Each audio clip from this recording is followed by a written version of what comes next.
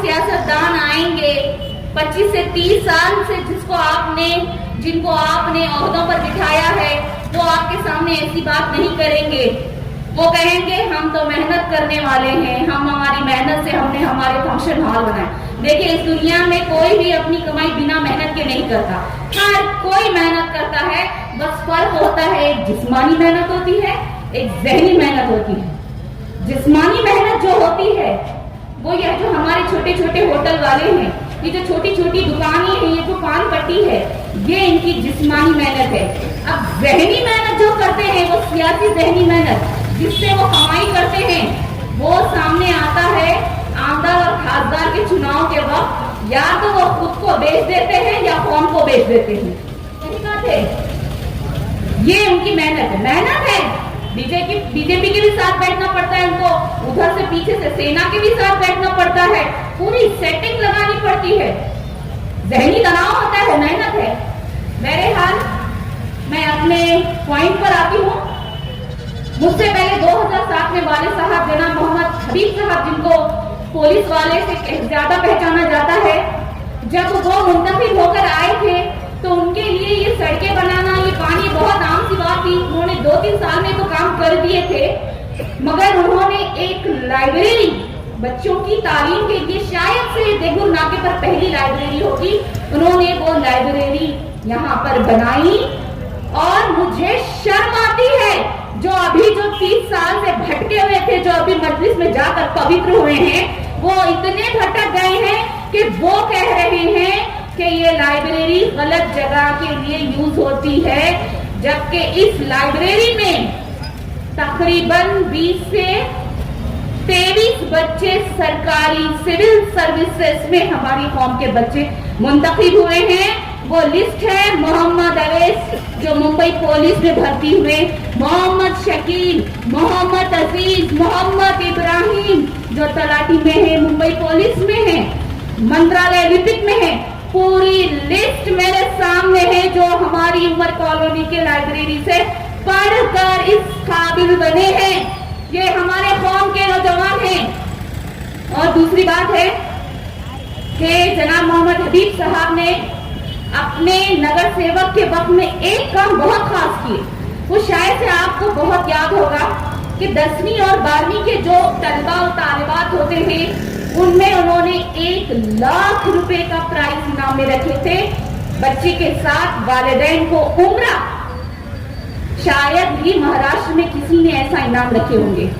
मेरे यार उनको आज ये 2017 में मैं आपके सामने आई थी, और जब 2017 से 2020 मुझे कुछ ही साल मिले थे, और उस वक्त मैंने जो खिदमत अंजाम दी वो है हैदराबाद महानगर पालिका हॉस्पिटल में जो सोनोग्राफी मशीन है वो हमने मंजूर करवाई।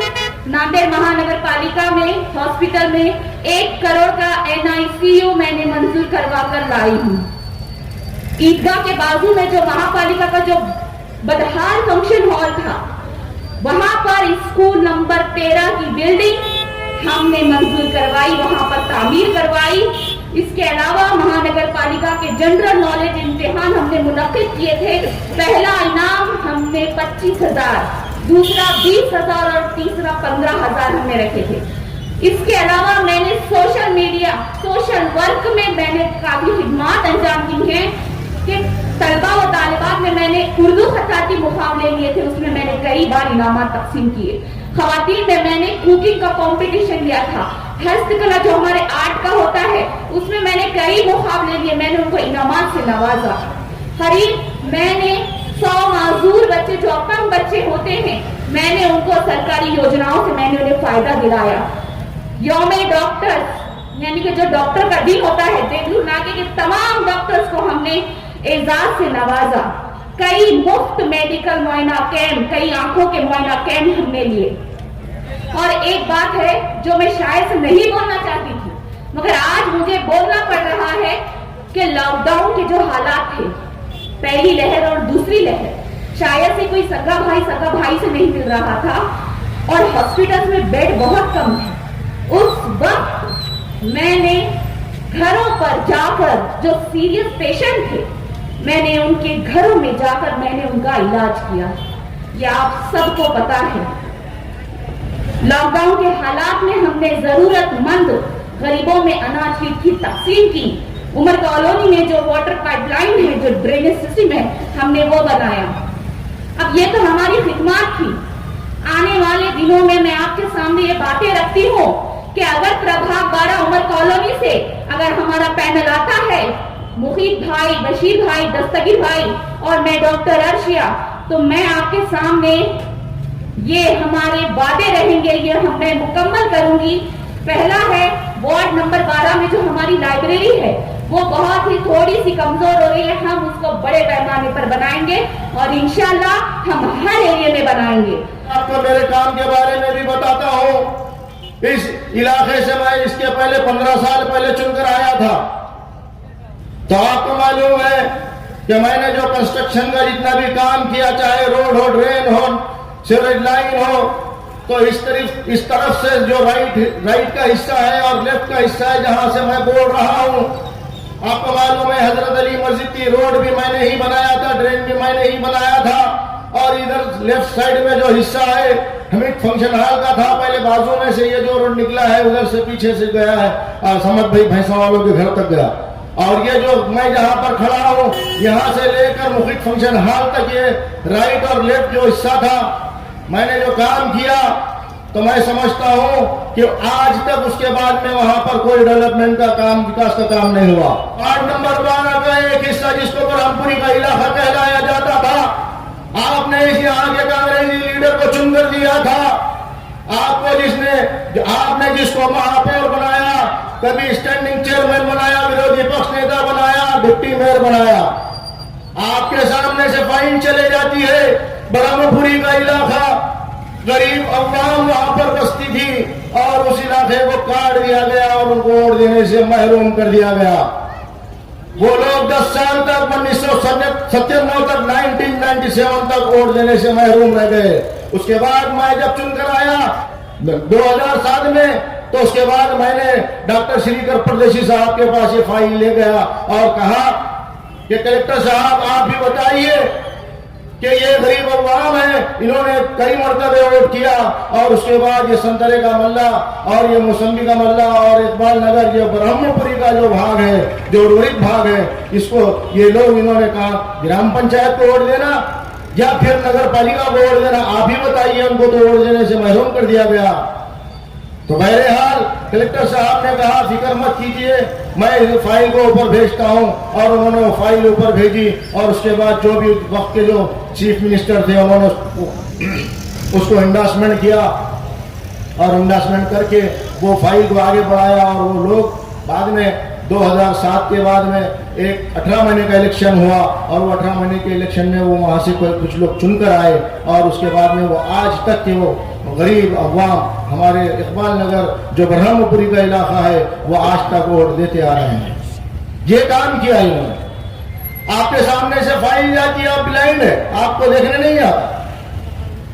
कांग्रेस के दौरे हुकूमत में सब ऐसे ही लोग, कांग्रेस ये चाहती है कि हमारे पास ऐसे नुमाइंदे आए जो वोट बोले तो वोट, बैठ बोले तो बैठ, सो जा बोले तो सो जा। ये ऐसे इस तरीके से नुमाइंदे आते थे इनके पास। कल इलेक्शन हो रहे हैं तो आप सोच समझ कर फैसला करना चाहिए। अजीज दोस्तों, ये नौजवान बच्चे बकौल शायर कि नौजवानों की ताकत है समंदर का शबाब, मुस्कुरा उठे तो दिल नशीं गुलाब, मुल्क और कौम के हो सकते हैं पूरे ख्वाब, इनकी नई सही ताकत का सही इस्तेमाल। आज इनकी सही ताकत का इस्तेमाल कहां हो रहा है? जुमे के अड्डे पर गाड़ियों में घूमना। आप देखिए हमारे जो नुकसान उसके जो आगे आने वाले हैं, और ये जो मासूम बच्चे हैं ये पूछेंगे आपसे कि आपने वोट किसको दिया था और कैसे लोगों को दिया था। आपने जिनको 5 साल से चुनकर दिया, 20 साल से चुनकर दिया कि 30 साल से चुनकर दिया, उन्होंने क्या काम किया? कभी आप उनसे पूछिए। जो उनके साथ, कांग्रेस वालों के साथ जो घूम रहे हैं, जो नगर पालिका के इलेक्शन के लिए भी खड़े हैं, आप उनसे पूछिए कि आपने इसके पहले 5 साल में क्या क्या काम किया। वो आप नहीं बता सकते आपको। अब हमारे पास में तो बहुत लोग अदाकार हो गए, उन्हें बोल रहा नहीं इसकी हवा चल रही, इसकी हवा चल रही, उसकी हवा चल रही, हर मोड़ पे मिल जाते हैं हमदर्द हजारों, लगता है मेरे बस्ती में अदाकार हो गए। बहरहाल ये इलेक्शन का सिलसिला है, अब ये इलेक्शन में तो ये सब चीजें चलते रहेंगी, लेकिन अल्लाह ताला ने हमको अक्ल सलीम दिया, हमने अक्ल से काम करना चाहिए कि हमने किसको वोट देना और किसको वोट नहीं देना, यह फैसला अपने आप का खुद का, बहकावे में नहीं आना है। आप देख रहे हैं कि ये मजलिस इत्तेहादुल मुस्लिमीन भी आपके सामने आई, आपके सामने खड़े होकर ये बड़े बड़े वहीद वादे किए, इसके पहले भी 12 सीट 13 सीट चुनकर आए, लेकिन इनके हाथ में जब आपने 13 सीट 13 उम्मीदवार को खड़ा चुनकर दिया तो इनकी ताकत कहां थी। इन्होंने कहा था कि हम दवाखाना बनाएंगे, तो दवाखाना कहां है मेरे भाई? कांग्रेस वाले तो मक्कार है, कांग्रेस वाले तो झूठे हैं ढागे, लेकिन मजलिस इत्तेहादुल मुस्लिमीन तो मुसलमान है। इन्हों क्यों ऐसा बुरखा पहनकर दूसरे चोला बदल कर ये काम कर रहे हैं? अजीज साथियों, मेरा सवाल आपसे ये है, आप ही बताइए कि जमाने माजी में इनको जब 13 सीट चुनकर दिए तो इन्होंने क्या काम किया? अभी अगर आप पूछिए उनको ये जमीन क्यों बेचकर खाई? अरे जमीन बेचकर, जमीन खरीदे, अवाम को बताए, बोले कि हम यहाँ पे दवाखाना खोलेंगे और उसके बाद वो जमीन को सेल आउट कर दिया। यही नहीं हुआ, दूसरों के ऊपर की उंगली उठा के बता रहे हैं ये राष्ट्रवादी ऐसी है, ये कांग्रेस ऐसी, ये राष्ट्रवादी ऐसी है, ये फला ऐसा है, ये उन्हें वो पार्टी ऐसी है। अरे मेरे भाई, आप कैसे हैं? आप देखिए, अरे आपके 2 सीट आए, सिर्फ नगर परिषद में 2 सीट आए, 2 सीट आके वो भी बीजेपी से आपका माहिदा हुआ। नगर परिषद में मुठखेड़ से 2 सीट आए, बड़े बड़े बातें कर रहे हैं, हमारी एमआईएम वैसी, एमआईएम वैसी। पूरे महाराष्ट्र में 1 एमएलए। साहब ये बेवकूफ बात है। देखिए ये हमारा देश है, हमारा हिंदुस्तान है, यहाँ पर हिंदू मुस्लिम सिख ईसाई दलित सबको मिलकर चलना पड़ेगा। आप यहाँ पर खुलवाई नगर में इस इलाके में खाली उड़िया मारने से नहीं जमने वाला। यही नाच रहे, यही सवारी ठंडी हो जा रही, यही नाच रहे, यही सवारी ठंडी हो जा रही। पूरे महाराष्ट्र में देखो तो 1 सीट और दूसरों को उंगली उठा के बतला रहे। अरे मेरे भाई, राष्ट्रवादी पार्टी के 70 सीट चुन के आए अभी नगर परिषद को, तुम्हारे 2 सीटों में परेशान, दूसरों को उंगली उठा रहे। क्या उठाने की ना उंगली उठाने की क्या जरूरत है? अच्छा, आज आपके कायद की तारीफ कर रहे, फला साहब अच्छे हैं, फला हमारे कायद है, हमारे एमपी अच्छे हैं। जमाने माजी में आपके साबिका सदर समाजवादी पार्टी में गए, समाजवादी पार्टी में गए और यहाँ के जो उम्मीदवार हैं आपके, जो आपके गली के हैं, इन्होंने भी तो समाजवादी में गए और जाकर उनके पीछे खड़े रहे और मुलायम सिंह के खसीदे गाए।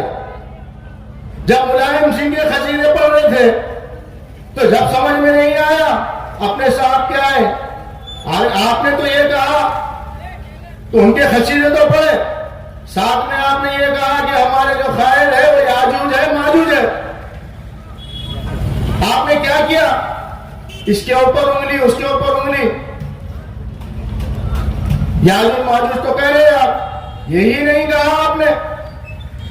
आपके लीडर को आपने ये कहा कि ये लीडर ख्वाजा यूनुस के कत्ल के मामले में एक भी आदमी को 10 पैसे का सपोर्ट नहीं किया। आपने ये भी आपके तहरीर में बोले, यूट्यूब पे जाकर देखो, आपने ये भी नहीं बोला, आपने ये भी कहा साथ ही साथ कि हम ये जो असद साहब है और ये जो बड़े लीडर हैं उनके जो भाषण स्पीच देते हैं तो बोले ये इनके जो छोटे भाई है ना, मैं मजलिस छोड़ा लेकिन मैंने कभी कायद को बुरा नहीं बोला और मैंने दूसरी पार्टी को भी छोड़ा तो कभी बुरा नहीं कहा। आप जैसे ही छोड़े पार्टी मजलिस छोड़कर सीधा समाजवादी में गए, समाजवादी में जाते आपने क्या बोले? बोले हमारे जो लीडर हैं वो नशा करके भाषण देते, बोले नशा करके। तुम्हारे कायद को तुम इतने बखश रहे, तो अजीज साथियों, ये लोगों का कोई एतबार नहीं, भरोसा नहीं। ये आपके सामने आ रहे हैं, इनके पास कोई डेवलपमेंट का प्लान नहीं है, प्लानिंग नहीं है इनके पास कुछ भी। इनसे आप पूछिए कि डेवलपमेंट क्या करेंगे आप, अगर 4 सीट 2 सीट अगर आएंगे आपके, तो आपके पास ऊपर कौन से लोग हैं, आपके कौन से आमदार है, कौन से खासदार है, आप यहाँ पे फंड कैसे लाएंगे, आप काम कैसा करेंगे। आप सिर्फ और सिर्फ ये शहर में कुछ ना कुछ बोलेंगे, वातावरण बिगाड़ेंगे, उसके बाद बोलेंगे कि बस हमको चुन कर दे दो, हम ये कर देंगे वो कर देंगे, तो सब झूठ बात है। आपको मजलिस की ताकत पूरी खत्म हो गई थी। मजलिस को जिंदा बीजेपी ने जिंदा करी। अभी नई रिपोर्ट, अभी जो है नई न्यूज चल रही है, आप देखिए, नई रिपोर्ट बतला रहा हूं मैं भी कि कहां पे कोई एक जगह है तो वहां पे जो है इनका गठबंधन चल रहा है अध्यक्ष बनाने के लिए। तो ये जो चीज चल रही है, तो आप ये समझिए कि ये लोग क्या है। बहरहाल इन शॉर्ट ये है कि इनके जो कारोबार है, इनके जो बिजनेस है, ये जो मजलिस है, बड़े बड़ी जो बात कर रहे हैं, तो इनका जो कारोबार है वो गुटखे का कारोबार है। ये जो आपके जो बाजू में सर है, तो इस सर के जो बड़े साहब है, जो साबिका सदर है, तो उनके कारोबार क्या है आपको मालूम है? गुटखे का कारोबार करते, जहर बेचने का काम, जहर बेच रहे। और उसके बाद ये मुस्लिम लोग, ये गरीब लोग ये गुटखा खा रहे, वजीर रूट का, और कौन से गुटखे मुझे नहीं मालूम। और ये गुटखे खा करके ये बेचारे गरीब जो है, तो उनको कैंसर हो जा रहा। और मैं अभी 2 लोगों को टाटा हॉस्पिटल में भेजा, ऐसे कई लोग हैं बेचारे जो कैंसर में मुब्तला हो गए।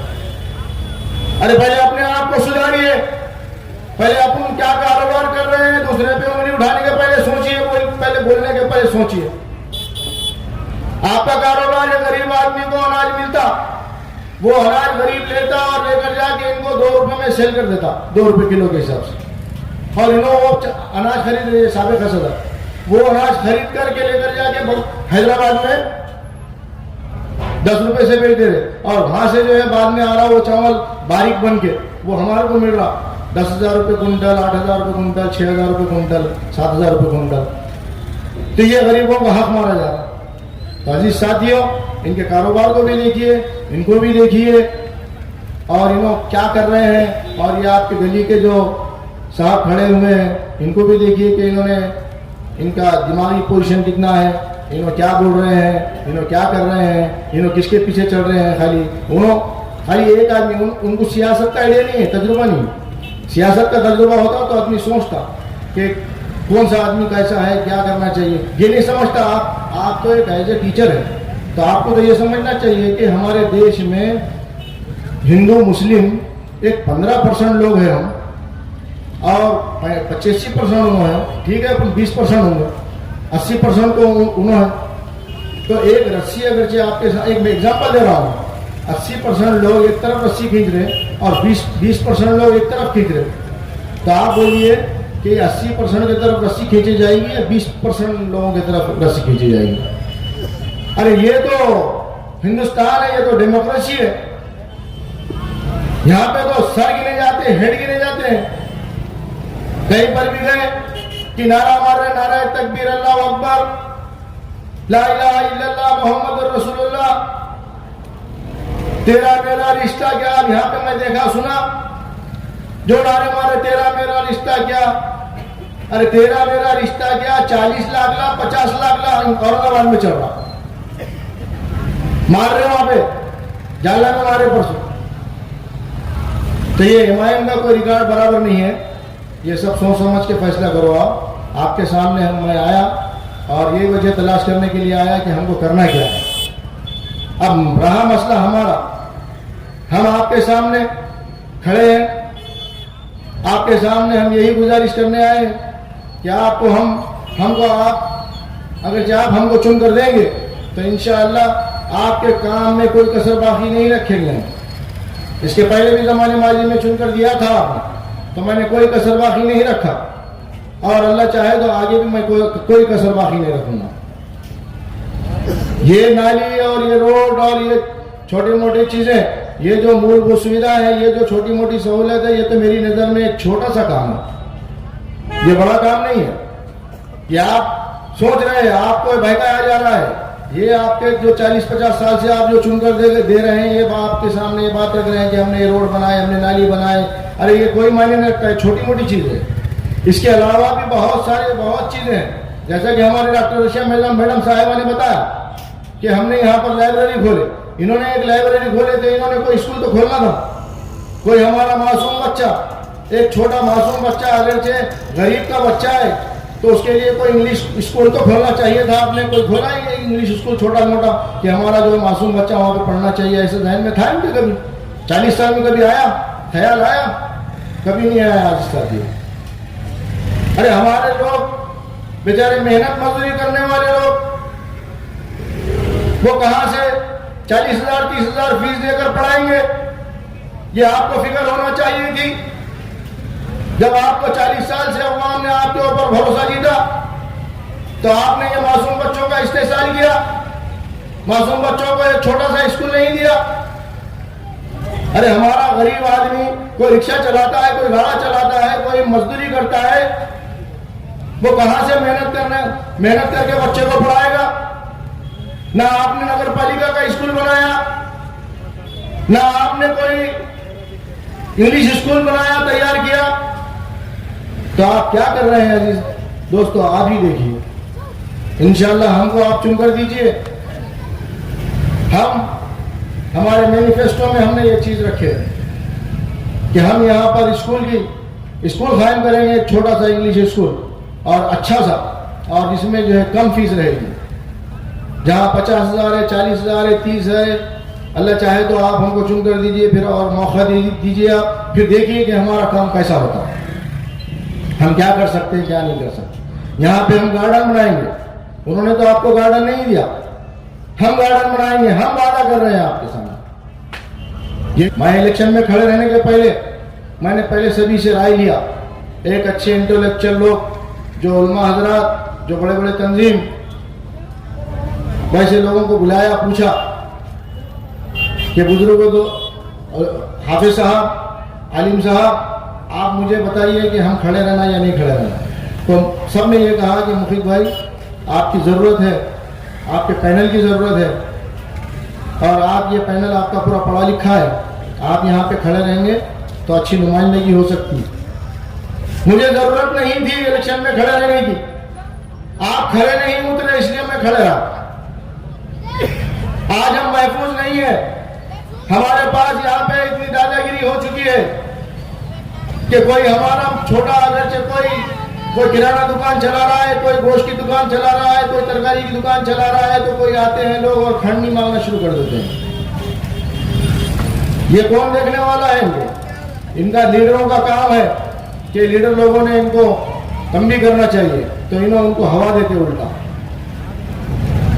तो ये इसलिए मैंने सोचा कि ठीक है, अपन तो समझो कम से कम खड़े रह करके किसी का कुछ काम करेंगे। तो ऐसे बहुत सारी चीजें हैं जो आपके इल्म में नहीं है। तो इंशाअल्लाह बहरहाल मैं बहुत अच्छे काम करूंगा। आपसे यही गुजारिश है कि आप हजरात और हमारी माएँ बहनें जो सुन रहे हैं और मेरी बात को गौर से समाअत फरमाएं, मैं उनको भी शुक्रिया अदा करता हूं। और इस इलाके में ये एक नुमाइंदा अभी नया आया है। जैसा कि आप जानते हैं कि ये सैयद शेर अली, ये नुमाइंदा वो 11 नंबर वार्ड में था। वहाँ पर इसने ये नारियल, सबसे पहले ये जो नुमाइंदा है, ये सबसे पहले नारियल फोड़ू है। इसको कौन सी चीज़ ऐसी थी नहीं मालूम कि ये नारियल फोड़ने पे मजबूर हो गया। नारियल फोड़ रहे, कुक्कू लगा रहे, गेहूँ उड़ाड़ रहे, ये कर रहे, वो कर रहे। तो सबसे पहले ये इनकी मजबूरी है। अब इनका पेड़ भर रहा ही नहीं, भारत का गाड़ा भर रहा ही नहीं। तो बहरहाल अब उन्होंने क्या करे, उधर से जंप करके इधर आए 12 नंबर में। क्यों आए? तो वहाँ की औरतें वगैरह मार रहे थे उनको, वहाँ पे काम बराबर नहीं करे, वो घरों में पूरा पानी घुस रहा वापिस। और वहाँ पे मिल्लत नगर का इलाके में बोले कि तू आया यहाँ पे, कितने को चप्पल से मारते हुए। तो इसलिए उन्हें क्या करा, डर के वो आ गया 12। वो क्यों आया? तो डर गया वहाँ से। वहाँ पे भी तो कांग्रेस थी, वहाँ पे क्यों नहीं खड़े रहे? वहाँ पे डर के इधर आ गए। तो बहरहाल आपको समझने की जरूरत है कि इन्होंने जो काम किए वो पूरे औंधे काम करे। इन्होंने काम सही काम नहीं करे। जहाँ देखिए आप तो कहीं रोड बराबर नहीं है, तो कभी कहीं नाली बराबर नहीं है, तो कहीं सेवरेज लाइन बराबर नहीं है। इन्होंने इतने दिन से, अरे इनके पास जितने फंड आए अभी तक, मैं समझता हूँ इतना फंड अगर से मैं रहता था 1 मरतबे 2 मरतबे और, तो मैं समझता हूँ ये इलाका जो जितना है ना, वार्ड नंबर 12, तो इसको सिंगापुर के जैसा बनाया था, सिंगापुर के जैसा। इन्होंने इतना पैसा खर्च किए, लेकिन खर्च तो हुआ लेकिन काम नहीं हुआ।